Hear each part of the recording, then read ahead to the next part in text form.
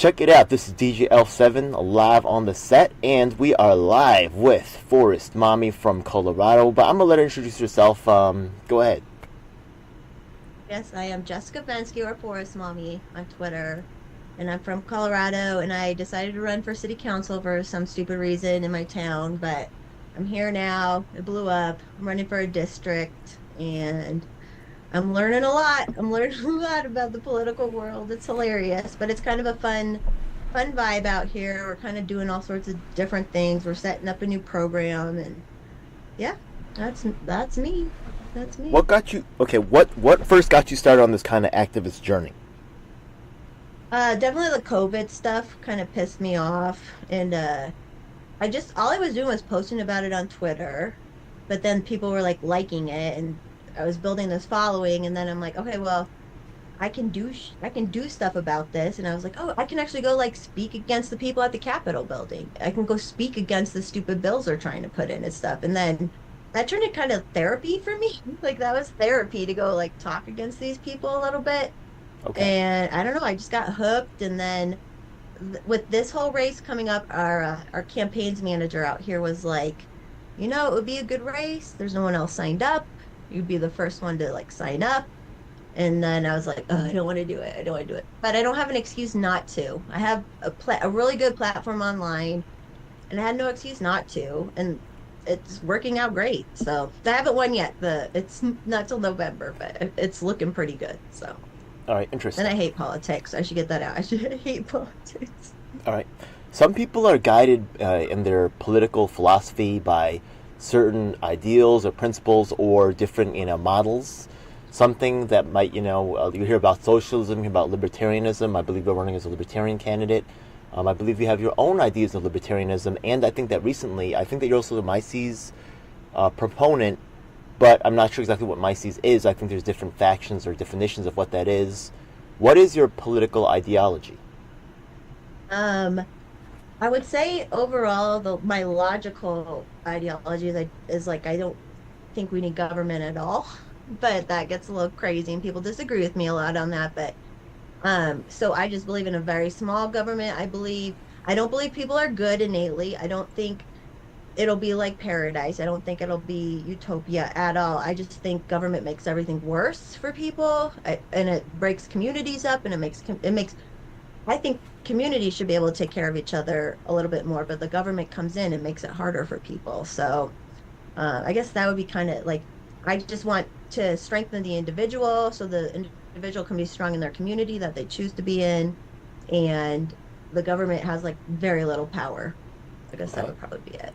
So there's different things that, different people like running for office have different qualifications. If the activists have achieved different things, people are watching right now. They want to understand right now how to really, understand yourself. So, what are you most proud of accomplishing? That's Oh related man. towards your activism or the office you're running for.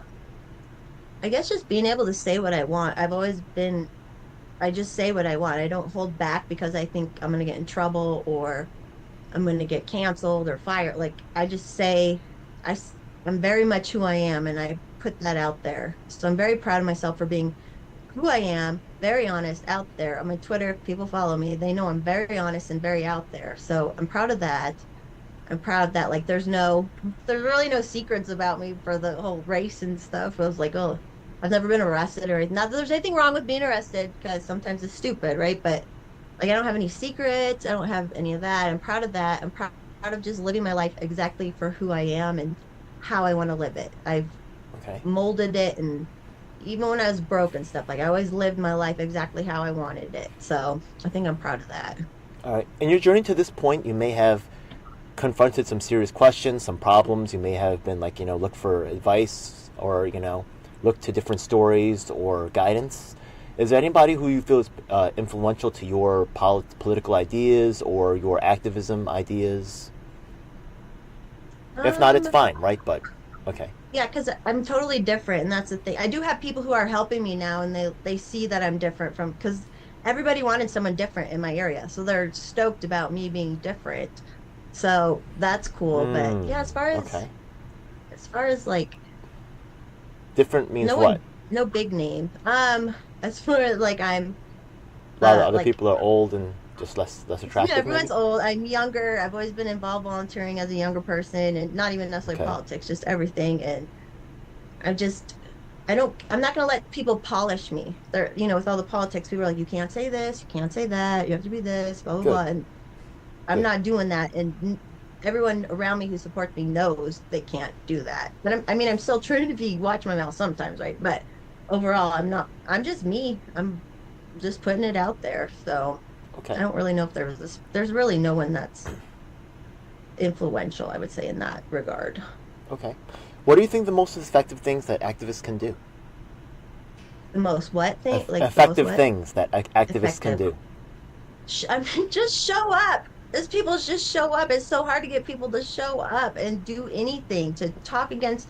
I think talking against the state, like when they're trying to do bills during legislative session, I love that. But even just showing up to your local, whatever you are, Green Party, Libertarian, GOP, Dem.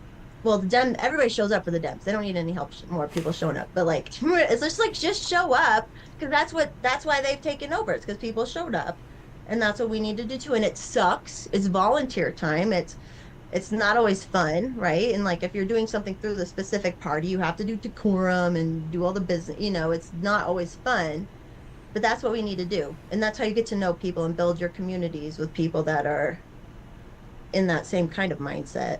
Cool. Well, I got a lot of fun projects coming up, so we're going to be talking about that later on. But this is today about you. It's not really about me. So, well, that's really for I later don't on. mind. But You can yeah, talk about you too. I don't care. we're going to get to that, right? But I just want to keep it in the confines of the once again, this is the online activist interview, and I'm also going to roll into the campaign series. So other people will be watching this interview, like I said, with the same series of questions. They're going to want to see how other people responded, right? So let's take a look at some organizations right now. You were involved with the Libertarian Party. They recently had that kind of infighting going on. I think you did. Did you pick sides, or did you kind of are you on no side of that? I'm technically in the Mises Caucus, and like I'm actually a state organizer, but there's no sides out here. There's a couple of people who want to cause trouble, and then there's everybody else who wants to do the actual work and who I get shows that. up and does I it. get. I Yeah. get that. You know what I mean? For real. Yeah. So, anyways, but the thing is that right, sometimes people join these organizations and they feel like the organization is really representing what they want, or they feel like their individual needs aren't being represented or heard. What do you think are some best practices for organizations to really, for people who are individuals, right, as a libertarian, right, this really to help protect individuals, to make sure that their interests are being served, and what can they look out for? It's with Mises Caucus. I don't feel like they've ever said you have to do this, you have to do that, or anything like that. They let me do whatever I want, and I'm definitely crazy. So like, I guess you just can't tell people what to do, really, especially if it's volunteers, people showing up, right? Um, it is hard though, because humans just want to be tribal, right? They want to be in a tribe and they want to like be safe. So how can an organization, I guess just accepting, you have to like openly accept people and be like, I don't like that about you, but you're right here, so whatever, it's fine. No, That's I'll tell you my tribe. I'm in the Elf tribe, and the thing is that there's a lot of people out here who's underserved. The thing is that I was formerly homeless, stuff like that, and there's a lot of times that people say, "Oh, these people think this or these people think that." No one ever asked me, so I don't believe none of that. You know what I mean? And the thing is that a lot of the social systems are broken, and I look out for people with disabilities, people that are also similarly overlooked a lot. So I understand both sides of it. So I do appreciate and the libertarians also, they protect the rights of the minorities. The thing is that people don't often see that as true, but a lot of these social democratic organizations, how do they protect minorities? It's everything democratic vote. A lot of times people with disabilities look inside your organizations, see how they're treated, and see how they're shut out. Dead truth, yeah?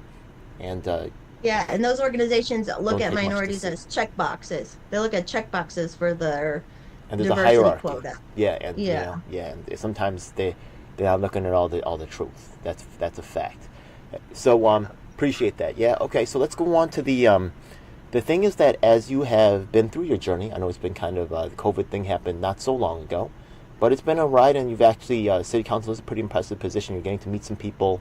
Your perspective may have started to change as you start to see more things. If you could go back and tell yourself something, or someone else who really hasn't had that experience, what would you tell them, or what did you realize?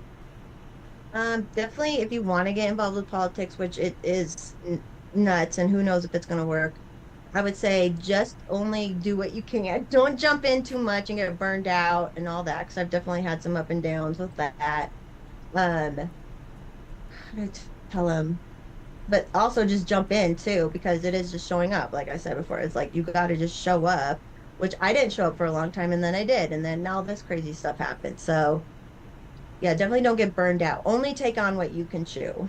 Like only do what you really feel you can help with. And it doesn't have to be grand. It can be just one thing you help with an email campaign or something. So Okay. don't take off more than you can chew, I guess. So one thing is that you know, a lot of times people like yourself will outlive these organizations, right? The libertarians of today may not be the libertarians of tomorrow. People used to be down with Jesse Jackson and the Rainbow Coalition. That's done.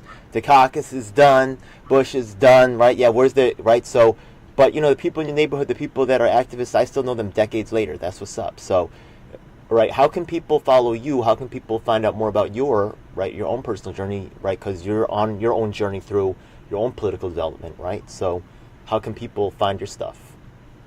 Well, of course, I'm on Twitter.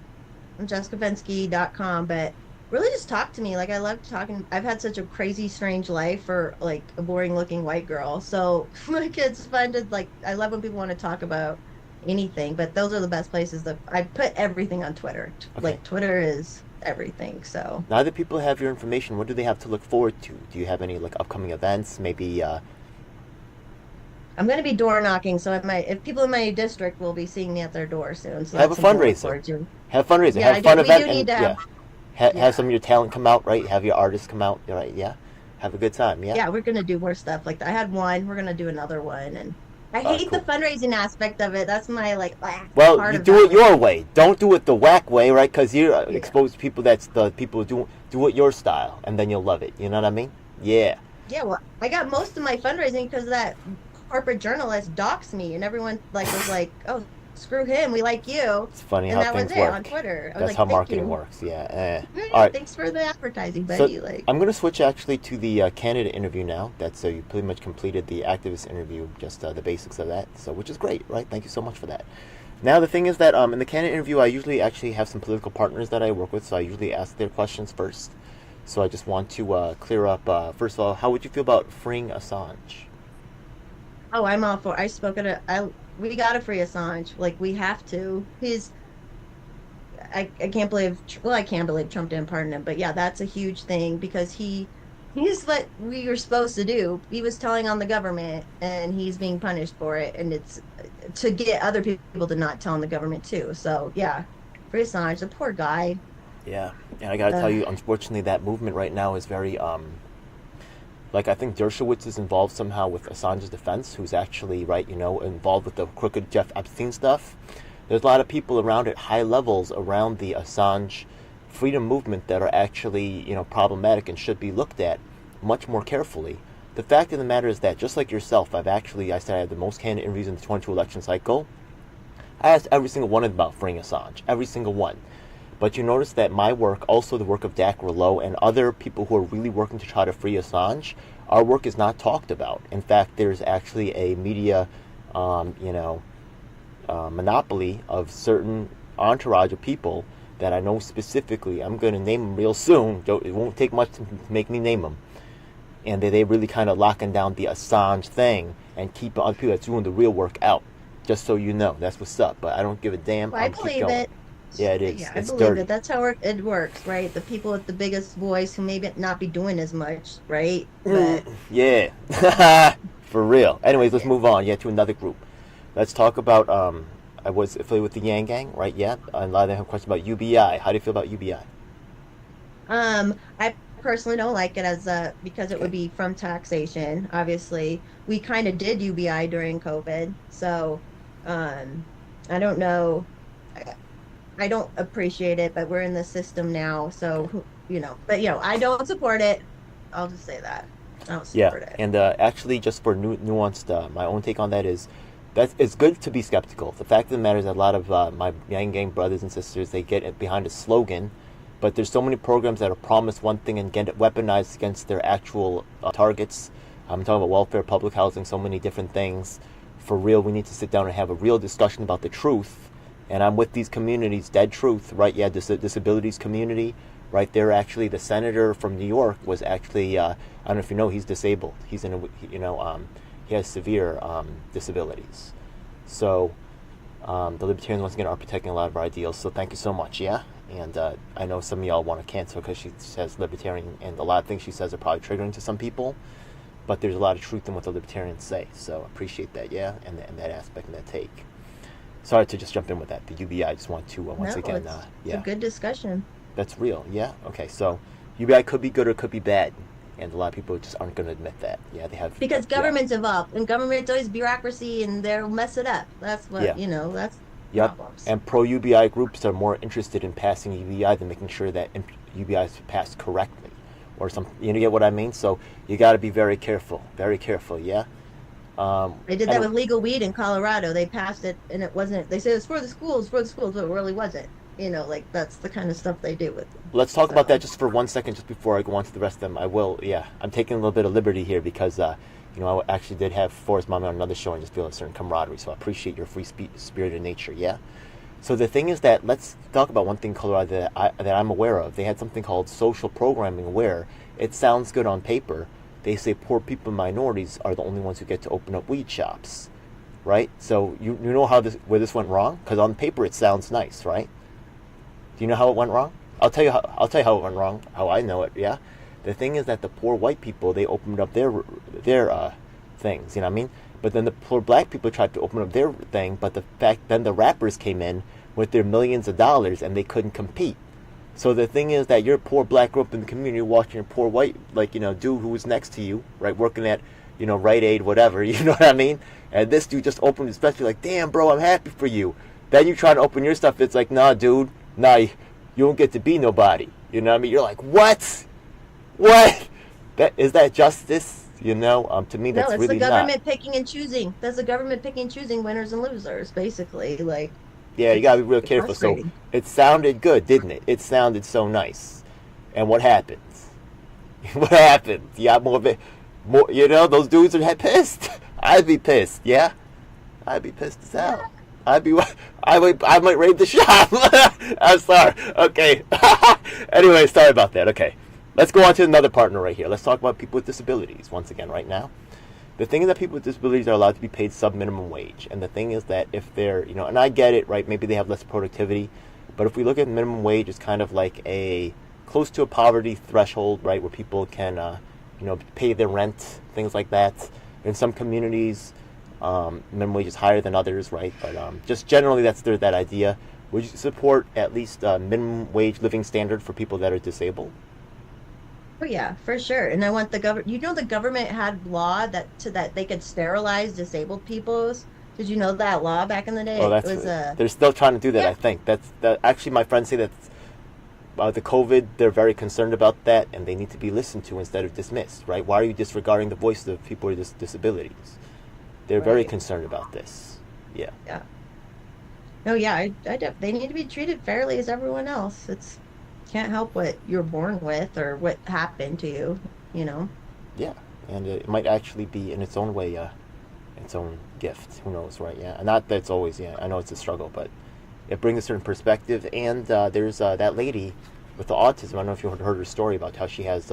She's actually a PhD in designing slaughterhouses. She's actually very good at it. So. Temple Grandin. Exactly. That's the one good story. She was out here in Colorado. Oh, yeah. So there you go. Right. Yeah. So. Sometimes they're actually somehow able to, it turns them on to other stuff right now. And props out to man Mark Zappan, who's in D.C. right now, lobbying with candidates right now on behalf of people with disabilities. We're going to be talking about more about we can. Anyways, yeah. So thanks for supporting that one. Let's talk about another issue that I'm supporting right now, and that is actually, I know this is very controversial, but let's talk about another group that I work with. Once again, people that are left behind off in the trans community. So the thing is that we take a look at public housing. And the thing is that people that are trans often face discrimination at work. They face discrimination, and I'm not saying that, it's right or wrong on either end right now, right? I do support trans people, by the way, but, right, they find themselves with housing discrimination, and they find themselves trying to apply for public housing. Now, this is hypothetical. So let's say that 10% of the people applying for housing are trans. Now we go through the numbers and we see that, only 2% of the people in public housing are actually trans. So we start to say, what's the disparity? So a study was run, somebody ran a study, right? You're an elected official, right? What do you know, right? Yeah, they're doing their thing. They ran the study and they said, the people said, we're getting beat up and we're getting discriminated against. And it kind of makes sense, right? There's no law saying you can discriminate against trans people, but there's still, right? How are you going to help these people get fair access, like you said before, right? Yeah, whether you agree with their lifestyle or not, whether you agree with what their, findings are, whatever they want to do, right, here or there, how will you ensure them fair access to stuff? To public housing, right? Yeah, for government services. That's just the proxy for services. Government services in general, right? But that's just an example. Okay, so right, because the government's the racist aspect of it. There's also hidden parts of the question, like how do you feel about quotas, right? Percentages as in terms of your solution. So it it's actually multiple questions in one, just asking how you would respond to it, right? And how you take care of it. So I'll be quick with that kind of, but I grew up with a bunch of trans people before recently, and they all had very great lives. They were openly trans or openly cross-dressing or whatever they were doing. And then recently everything changed and things are different now. It's like you said, there's more discrimination. My thing is to get the government out of it, but I know if the government's discriminating, then what the hell? Why not have someone who wants to make money if it's the public housing? It's the government's problem if they're discriminating. So I don't know how you stop that but I've worked in property management and all that, and the government housing, it's a mess. All that stuff's a mess. And if you want a slumlord, the first thing, they get the government money. Slumlords love the government money and not doing anything to their apartments and not being fair to people and not doing all that. So I don't know. I would just have to look at it specifically and get the government out of it. If the government's being racist, then, or not racist, but bigoted, then, which is dumb, because a free market person wants to make the money. So if they were to have the money, they don't care what you are or what you look like or whatever, because they want to make the money. But the government doesn't have that incentive, right? So even Malcolm X said that if people were good, we wouldn't need laws. So the thing is that and people are good. So actually, it's interesting that a lot of other people have said similar things. I think that really, the answer is a style answer, right? Yeah. So other than just legislation, right? You can't. That's why prohibition doesn't work. A very famous libertarian line, right? So, anyways, let's go to the last partner that I work with, and that's the right to repair. Have you ever heard of something called right to repair? No. Okay. No. So the thing is that, the thing is that right to repair already kind of exists in some industries in our society. Let's take a look at your car, for example, right? You can take your car to any independent car shop, and then, you can get your tire fixed, you can get, your oil changed, whatever, right? But there was a time back in the day when, car companies tried to say only our car company can service your car. Now the same thing's happening with our phones, right? In fact, excuse me, you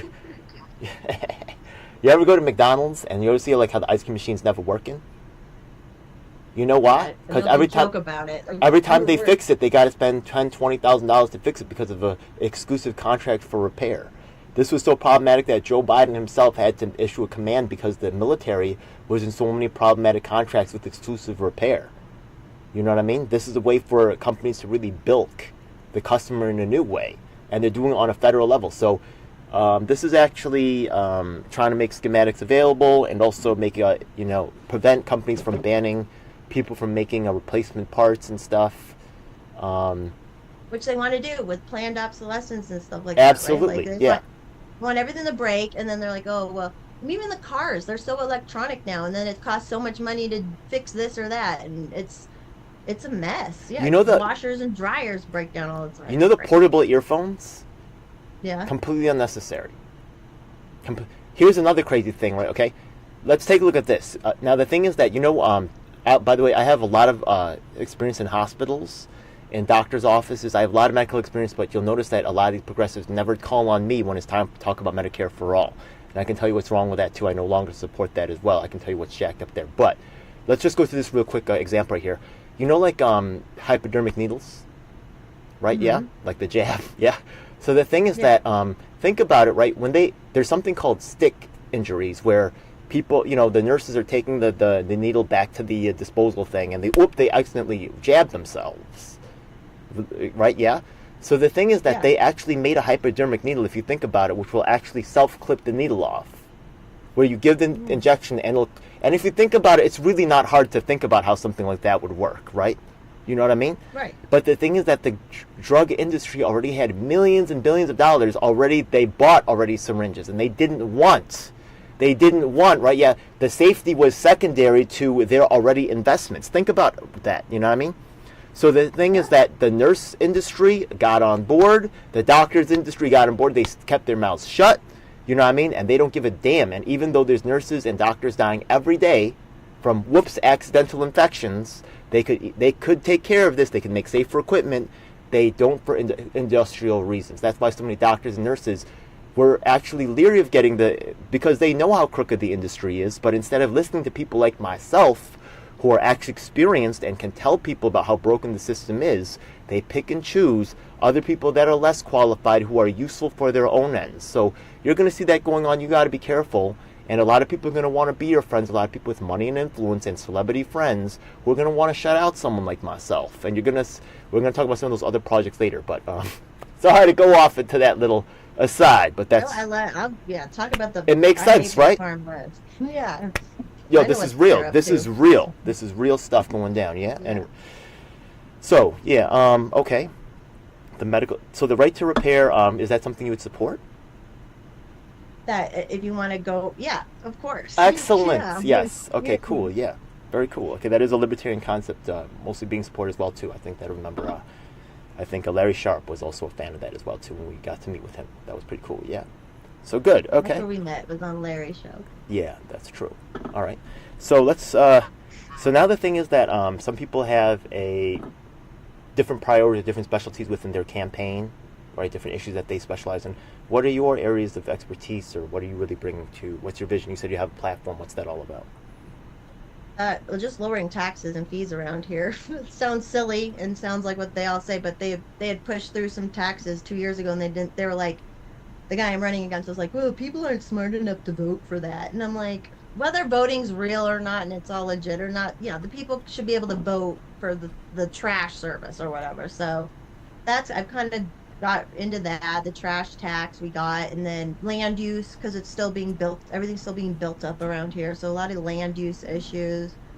That's pretty much and then business. Like, I love businesses and bringing businesses in and all that. I would say that's probably those are probably the most things I know about, or I've put the most time into for this so far. Okay, so now I'm just going to go to like chopping it up, just like kind of like, this is, I'm still like live streaming this, but I'm just going to start like, going back into like, talking shop and stuff. You ready? Okay, so let's get to the business. So the thing is that you're running for office right now. You say you're going door to door. That tells me you have access to some lists and stuff like that, which tells me that you're a serious candidate, which is good, right? There's a lot of candidates who don't go door to door. They just really more talk about it than actually trying to win. So that's good. Have you ever heard of something called the Munson Maneuver or Munson Maneuver? Munson Maneuver? Okay. Well, the thing is, I talked about with an interview with Sam Robb on my show, where they talked about going door to door. And right now we have a program here in New York City that we're running, trying to call Rep My Block.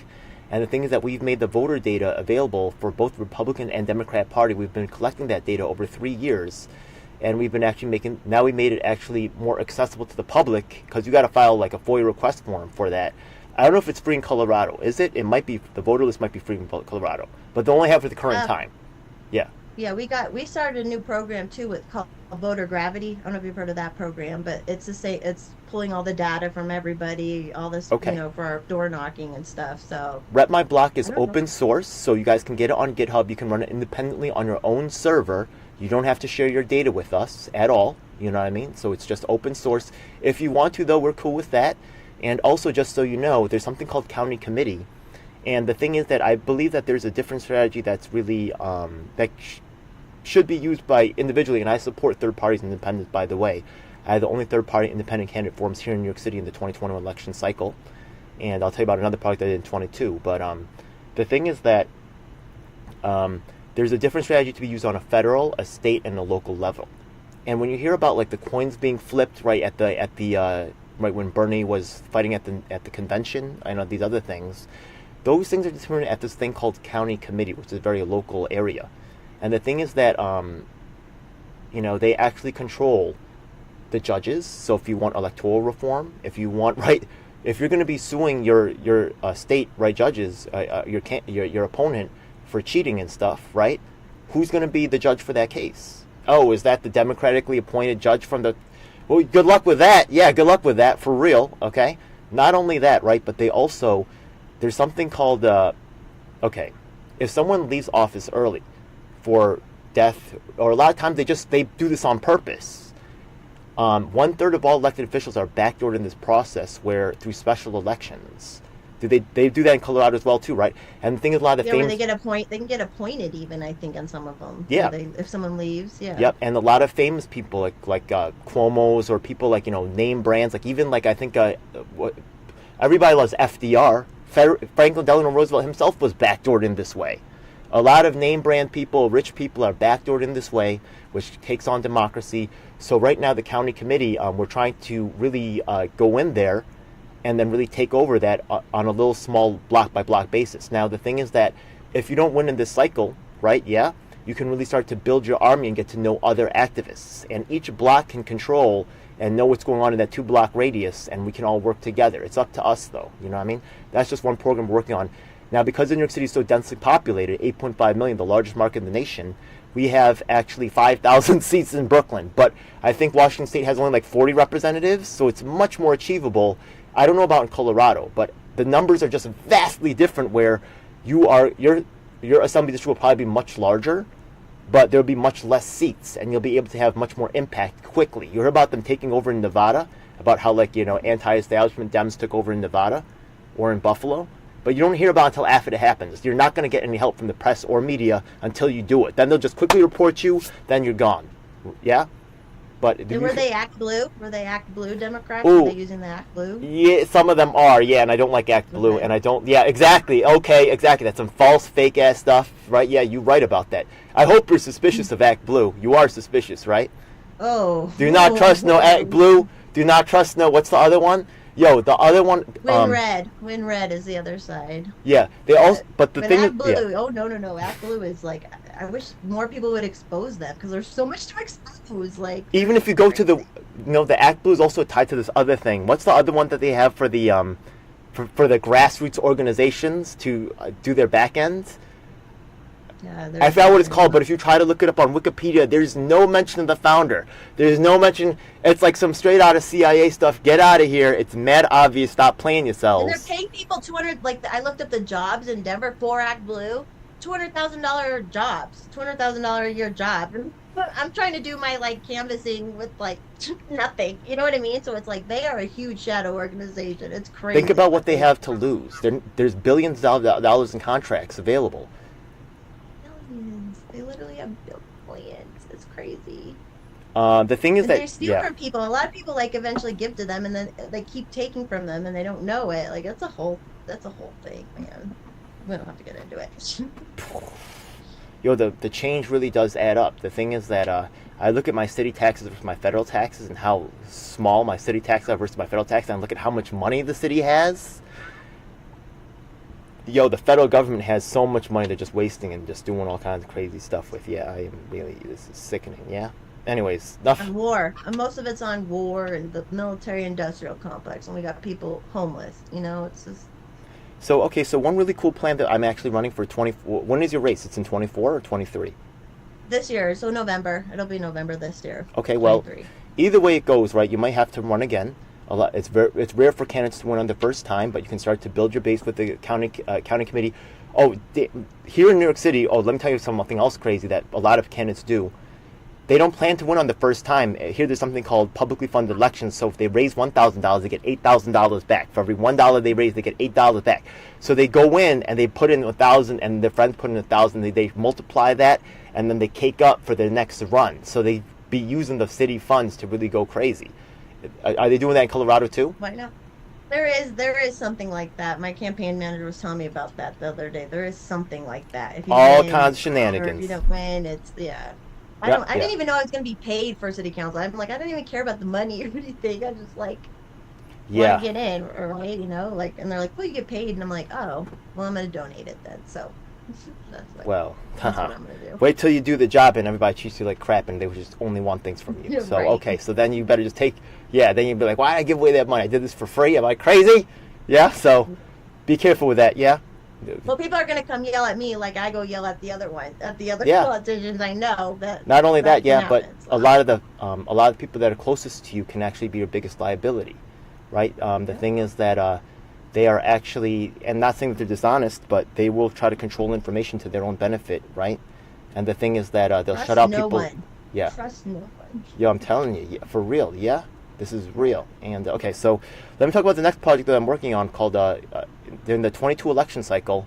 I actually I have more candidate interviews than any other. I mentioned this before, and I got to the Republicans, Independents, Greens, Libertarians, and to actually agree in unanimous agreement to either support or disagree on 99 separate, I believe it was 99 separate things such as ending predatory pricing in prison commissaries. We did not get an agreement on it to end the death penalty. We did get an agreement to free Assange. These are significant accomplishments that the press is not talking about. But hold up, I'm not the only one, right? The Rep My Block program by a guy named Diocino, also someone that the press never talks about. This other guy named Brian Winters, he's a three-time elected state legislator in New Hampshire. He actually moved to South Carolina to actually do work, and the thing is that he's also done work with the Ford Party and the People's Party like myself. There's other people that are coalitional workers out here on the ground doing the work, but only people that the press wants to talk to is Yang and Nick Brana and these other a-holes, you know what I mean, which are really, straight up, yeah? And the thing is that we're actually working together now to, he had something called an American Union, which is a legislative package, a publicly crowdsourced funded package. So I'm coming back with all those resolutions again in the 24 election cycle. I'm actually researching every single presidential candidate. I already started. There's already like hundreds of presidential candidates. There's also a lot of Senate and House of Representative candidates and governors, and I hit them all in the last section. I'm going to hit them all again and ask them to, and then keep working on this as an ongoing project. This is a way to show that we can work together and to get past all the partisan stuff is really driven by the people at the top who are trying to control their own fiefdom. So they say, that person bad, so give me everything. If that person's so bad, you can't, exactly that Trump mania stuff, right? Yeah, he's so bad, he's such a big threat to your whole lifestyle that if you don't give us all the money, we can't protect you from him. Stop it. You know what I mean? Who's protecting me from you? Stop it. You know what I mean? Yeah. So people need to focus on local more and not the big guys. They need to focus on the local stuff more. We have historical allies with this, such as people of wrongful conviction. People, the first guy freed on DNA evidence in Philly, Pennsylvania history. That's representing Pennsylvania, important swing state. We have Brian Winters in North Carolina. My co-host Lisa, you'll see at the end of all my programs, she's from L.A. New York City is the largest market in the nation with 8.5 million people. L.A. is 4 million. And Chicago is 2 million. We're still working on getting a solid contact in Chicago. Colorado, I already have several people out there, including Lynette McLean, who's formerly worked with someone named Jonathan Martin, who's actually one of the only third-party professors who specialize in third parties in the nation. So that's a very interesting connect. I know she's in Colorado. I'll give her your information at the end of the program. And, there's other people from Colorado that I've also bumped into as well, yeah, including the People's Party representative for the time, but he's actually on some rough times. But he's all into living in his van and permaculture and stuff, so you guys might get along, because I have a feeling that's very popular at this time. I'm sure we fought against a bunch of bills with like the Green Party, and I don't care if we can agree on some stuff. Yeah, the leadership, unfortunately, of a lot of these groups, right, are not listening to people on the ground, and the fact of the matter is that they really can't be trusted 100%. It's not their job either. It's our job to protect us. So on the ground, we are still just reaching out, and even though our leaders will never talk about our work, or my work, really, I was shocked to be on Larry Sharp's show. I was shocked, really. Yeah. Oh, really? No. Oh, yeah, the Libertarians are really... I've been frozen out with a lot of their crew. Oh, I want to ask you some other stuff, too, about what's going on. So you know about the MyCs. The thing is that just so you know, here in New York City, the Republicans have actually a Libertarian caucus. And the Republicans and Libertarians have been known to kind of rock together, which I'm not mad at, right? Yeah? But the thing is that I I think that what's his name? Is what Kucinich? Isn't he actually being the campaign manager for RFK running as a Democrat? I don't. I've been not paying attention to the No, that's okay. federal Yeah, government. but when I heard that, I was like, wait a minute. I was like, now when are they're pairing him with Democrats now? I was like, that's a little weird. So I was like, okay. So I was hoping maybe you would know something about that. You know, what I mean, I didn't know if. I've Yeah. been focused on myself lately. Okay. Like it's You're better off. even in the libertarian world, the presidential. I'm like, whatever. Like whatever. Yeah, We're not gonna win. If they're not Whoever interacting has with to you, get out there. Yeah. I don't care. I like that. If they're not interacting with you, if they're not part of your life, if they're not, trust the ones that be with you, not the ones that they give you, right? Yeah. So Right. you know who's actually affecting your life. So I have this actually team of actually quite people that are actually trying to affect national policy and I want to assure your voice in it, right? So hopefully you could be a part of this ongoing discussion. We have discussion panels with these other candidates, and maybe you could be a lead as in terms of setting policy.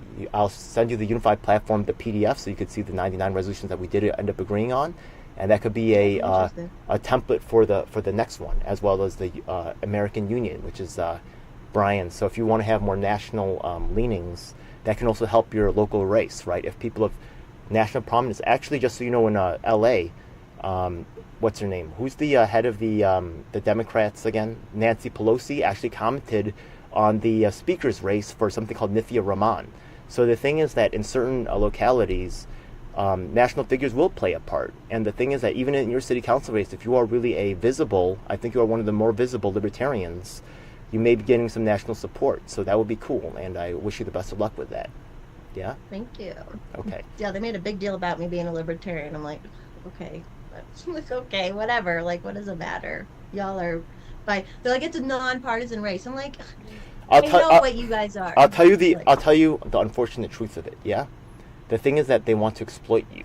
But the thing is that, right, that gives you an opportunity for you to use that to your own advantage. So I'm not saying, right, yeah, like, oh, they're gonna exploit you, so run away from it. No, embrace the opportunity.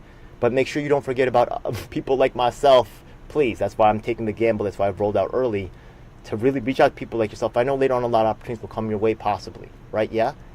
But you seem like a free spirit too, and they don't like people who speak their minds, or people who can't be relied on to do what they want.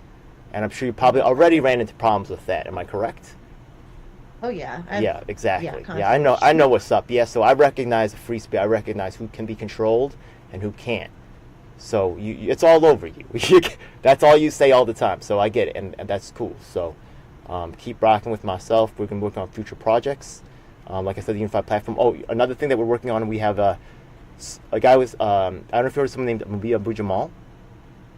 Mm-hmm. Oh, no? Okay, as in terms of political prisoners, he's also, I'd say, kind of like neck and neck with Assange, as in terms of just being one of the oldest known political prisoners. He was a former Black Panther. Yeah, so the thing is that there's a guy, Muti, who was recently freed, and we're trying to do a criminal justice thing. A lot of the police departments are not anti-cop, but the thing is that the CRB, the Civilian Review Boards, are not actually civilian. They're actually usually like political or appointees, which means that's why nothing ever changes. So everything is status quo. I'm not against cops at all. Actually, no, we have support. I want to do police reform in my town too. We had a good guy with a gun got shot by a cop, and he kept his job and everything. It was like, like there has to be reform. Serpico also supports, Serpico also supports outside review of police agencies. So that's a strong voice, in, to also help, to be associated around to work with, right? Wu-Tang actually recently, because of the Rage Against the War Machine, I don't know if you saw that, how I was fighting against that. He recently came on a program to speak out against the Rage Against the War Machine event again, right? So, the other side has their celebs and stuff, and we're building our, just through our real work on the ground. So, we'll get to know each other over time. I appreciated the Rage Against the War Machine. I'm like, they brought a lot of people together, because guess what? War is the worst. Like, it's... a lot of people are complaining. The libertarians are complaining about it, but I was down. I get that. But I'll tell you the horrible truth of the matter is that, okay, the thing is that the Rage Against the War Machine is there to actually repair the careers of Nick Brana for his sexual assault against several people, as well as Caleb Maupin. They're getting together. The people who are actually filing the permits for the event are actually public relations people who have been known to cover sexual things. And let's be real, okay? The thing is that who are the real victims of, this latest event is about Hiroshima and Nagasaki. There's not one Asian American. I was displaced from my home. I ran away from home at the age of 16 because of the extreme violence that I faced due to the war. I grew up questioning the narrative about what's going on in the war from a very young age. But actually, myself and other grassroots leaders, I actually led MPP and Yang Gang to Schumer's doorstep, and a former combat war veteran, Larry Alger from Washington State, right? I have this all recorded on documentation, right? We actually led, because we were the Tulsi, sympathizers, so we fought for Assange, whereas Nick Bronner really didn't. He was more of a Bernie sympathizer, and remember, Bernie didn't back Assange the way Tulsi did. So the thing is that he actually got in the way of fighting against war. He got in the way of fighting against for Assange, but he's being lifted up in the movement, and Katie Halper and also Nick Bronner are being given high spots in the Assange advocacy thing and being given money. Meanwhile, people that's actually talking to candidates like myself, they're bearing our work to protect their turf and their monopoly and their control of the money, the resource, and the access. So the Rage Against the War Machine, right? The thing is that if you take a look at an actual war victim like myself, whose whole entire activism is centered around, right, taking care of like war refugees, because our suffering is no longer talked about. And if we want to talk about like how the pictures of war and suffering, right, are no longer shown to the American public, so you don't know about it anymore. And that's why I no longer support Medicare for all, by the way. It's this chilling it's a chilling similarity, because the thing is that as an actual poor person with years of experience in the medical field, I actually worked in several hospitals. I also worked as an advocate watchdog for patients who are trying to be victimized by the medical insurance industry. I also worked in private doctors' offices for years. Okay, but when it came to Medicare for all, they kicked me aside for their celebrity spokespeople like Lee Camp, and right, because they don't want to actually listen to people that actually know what they're talking about, or actually want to change the system or change that, right? They want someone who's going to sound like they're going to do it but achieve nothing. So Rage Against the War Machine, they're actually, right, imagine a event, sorry to go off, yeah, but imagine fighting against, go on. Imagine an event trying to fight against the slavery, or, right, yeah, but excluded black people from the event. Look at the Rage Against the War Machine. There was no Asian Americans. That's because I was the guy. If you look at New York, right, yeah, but they don't want to let me have a voice because I'll say anything. I'll hold them accountable. And I'm not saying that eliminate Nick Bronner, but I'm saying hold them accountable, and right there, but they're not. So the Rage Against the War Machine is really to capture the resources, the access, and to make sure that the narrative stays centered around certain individuals and never around someone like myself. So I'm going to tell you right now that the closer you get... on the ground? Who actually does stuff on the ground? Like, I'm in the... Yeah. Wait, look at my work. Look at the things that I'm saying, right? Look at the people who I'm connected to. Go ahead, do the research for yourself. But notice that no one talks about my work, or the other people I told you about, Theo Chino, or people like Brian Winters, qualified people, former 3-time elected official. Remember that girl we had on with us too, Ricky Schlott? Not that she's not fantastic, right? She's pretty, and they're exploiting the shit out of her because she'll capture an audience. She'll be there with the friendly Bill Maher to talk about some things that have nothing to do with actual poor people, concerns that have nothing, and to shape. And you know what? I'm not saying she shouldn't go for it. She should go for all the opportunity. They pick and choose who are the voices, and it's not the people who are actually doing stuff ever. Like even in the Libertarian world. Ever, on purpose, to control. You know how it is, exactly, to control. So this game is up. So we got to work with each other, and just, the management, they could play their little games. Yeah? But I'm telling you right now, We're out here. No one can control us. We're out here. Yo, so. I'm telling you right now, Larry Sharp, anybody trying to do any business in New York has to get otherwise I'm disrupting it. So that Larry Sharp had me on the show once, but we're really not really eye to eye because of the lack of if he's not going to stand up for us, right, then all the people with disabilities and all the groups that I work with, the wrongfully convicted, all those people that I told you, like Serpico, right, all the people that I'm working with, right, yeah, I'm going to tell every single one of them Larry Sharp is not going to look out for your interests because he's trying to get chummy with the forward party and trying to play games. You cannot count on this guy to be a fighter. And the last question I have is a campaign thing. I say, a lot of people talk about, like, oh, they're going to fix the system. Okay, so do it now. Call out a name or show me how you understand.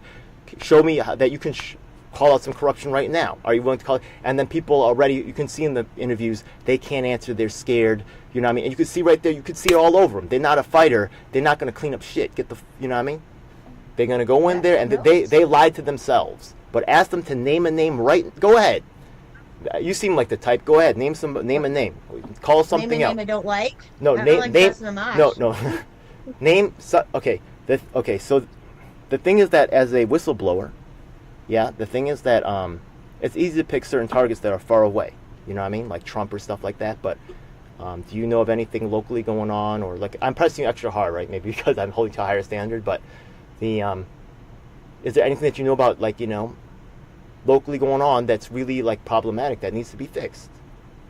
Like in any part of the government out here or whatever? Whatever, yeah, just something that, you know, that you really know about, you know what I mean? Something that's real. We have this thing called Taxpayer Bill of Rights out here, which we get refunded more money, and the government's trying to take it away right now. So that's what I'm hitting big. Like, that's cool. They're trying to take more of our tax money for no reason. So that's what and it's corruption. They're like, oh, it's for the schools, you know, and it's not. It's just them stealing more money to do whatever the heck they want to do with it. So, yeah. And our governor's awful, and he's not Governor Polis is not a libertarian. They keep trying to push that. He is not a libertarian, just FYI.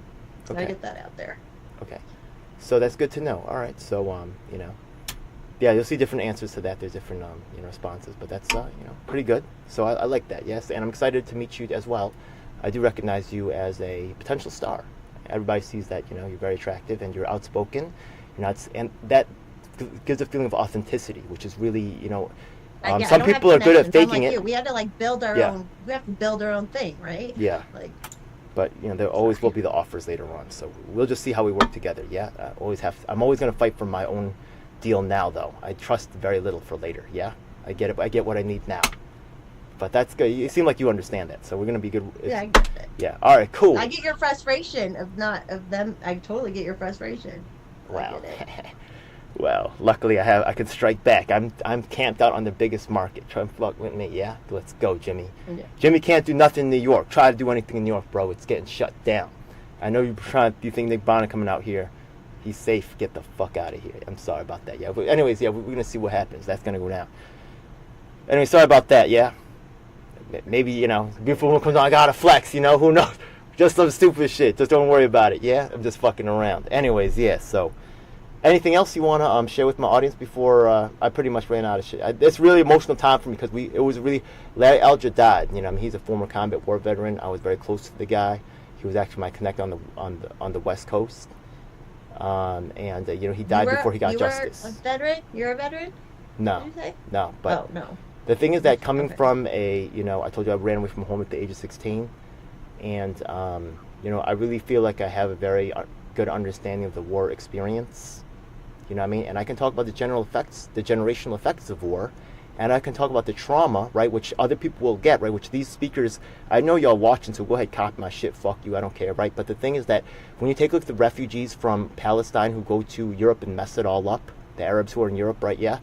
The thing is that, right, I'm not saying that refugees are actually, right, spotless, right? But the fact of the matter is that they have real problems and they need to be recognized and talked about. But y'all are silencing it, you know what I mean? And, you know, there can never be peace that way. So the, you know, it's really, y'all want to talk about peace, you know, Rage Against the War Machine. Y'all are trampling on the victims. Yo, you know what I mean? Yo, y'all bugging. So the, I've already contacted the international consulates of all these countries, right? Yeah, I'm contacting YouTubers in the countries too. I don't care. I will go to any lengths for justice, yeah? So don't think you can shut me out. That would be good. I have a good friend in Germany he talks about all the attacks and stuff all the time. I'm sure like he'd be a good hookup to just another hookup. That's yeah, elected leaders. This is actually a historic moment for third parties because actually I've been part of the Green Party for since the 90s because I saw how the Democrats, we would get legislation to the very end and they would betray us at the very end. So I was activist back then, and then I saw how third parties presented an option, and this is a historic convergence of Greens, Libertarians, who are very accomplished. Decades, Libertarians have been at the top and thrusting themselves and legitimizing Nick Brana and using their brand to do so. It's going to really hurt your credibility for a very long time, I think. and it's going to be for the Asian American people, for which I am a leader of, right? For my people, you don't really know Asian American activists, so I'm out here doing it, being a pioneer for my people. I will document this unfortunate chapter of the Libertarian legacy for the future. So it's just the truth. Be fair. You gotta say the truth. Yeah. I mean, you gotta. But but thanks for sitting with me today, and maybe we can work on a better future. So you know what I mean. Once again, Rage Against the War Machine. I dare you to have me to start giving me a conversation. And Diane said I talked with her actually literally last night. Once again, the Lucians, I respect your work, okay? You got on the ballot. Nick Brana took all the money, which you never got, and tanked 3 separate instances of separate leaders in New York State alone, right? 5 different generations, Jerry Perez, Our Revolution LA, myself, Mark Mixon from Washington and whole Washington State, Ohio, 14 separate states, Texas, all quit. And it's still on the websites about how you're fake, and I even have emails that I've already documented on to Libertarian Party leadership that documented the theft, and the we even tried to get Karen Harlos to work as a parliamentarian to enact our bylaws for a separate protest organization called the United People's Assembly. So we were already talking to Libertarian Party leadership, but they went with the clout and the money. So Karen Ann's out here too. Karen Ann's out here. I know she is. I know she is. Yeah, we hang out. I respect her work, and I wish that she knows that stuff was funny, and maybe you ain't got to have our back, but then we'll remember that. So that's just what's up. If you hit me up with more information, I can keep. I like Karen. I like Karen. I'm an anarchist myself, so I'm actually I consider myself that part, and I understand some. I know people are gonna be triggered by this, but something about the Mises thing makes sense. Some of the economic blah, whoever Mises is, I'm not an economist, but I'm not right. Yeah, don't. Well, we're all racist and Nazis and stuff, apparently. So And that's so. Just so you know, that's actually racist in itself, because the thing is that the Japanese did like a lot of horrible things to Koreans, right? Yeah. If you look at, but the thing is that only white villains, right? Only Nazis and fascists are the bad ones, because Asians are not capable to be villains. And if Asians do rape of Nanjing, you can look that up, right? Yeah, they made brothers rape their sisters. They made sons rape their mothers and stuff. It was really for the Japanese can be twisted. Yeah, but you know what, right? Yeah, but so why are you only right? Yeah, you're all anti-fascists, right? You're so in the European framework. You know what I mean? And all your communists out there, right? Asian people have had communal thinking, right, for a long time. Our societies are built more communally. So, but once again, all your leaders have to come, right? Yeah, whatever. Okay, so I'm not saying that white people can't appreciate what white people do, and they face racism too. They do face racism too. I'm going to say that too. But the fact of the matter is that we got to fight for ourselves. So thanks for sitting with me. Hey, yo, you're a pioneer. I'm a pioneer. Yeah, thank you so much. Yeah. Anything else? Yeah. I'm pretty much going to end it there. Yeah, I'm good. Okay, yeah.